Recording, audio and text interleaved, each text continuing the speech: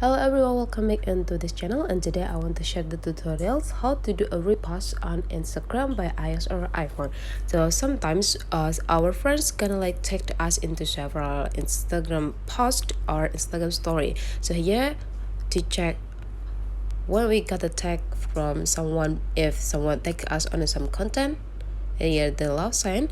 But then if someone tag us on their Instagram story, just check into your inbox, and then you can see here there is someone that mentioned us. So then just click it, and how to repost it, you just go into click add to your story here, and then you can like resize in it.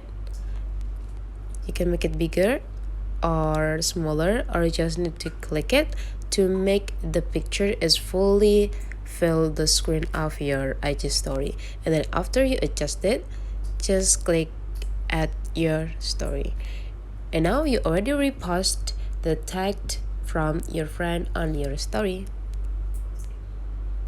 Okay, hold on until okay, it's now successfully uploaded into our Instagram. So that's all for today's tutorial. Thank you for watching, and don't forget to leave some comment, like, and subscribe into this channel.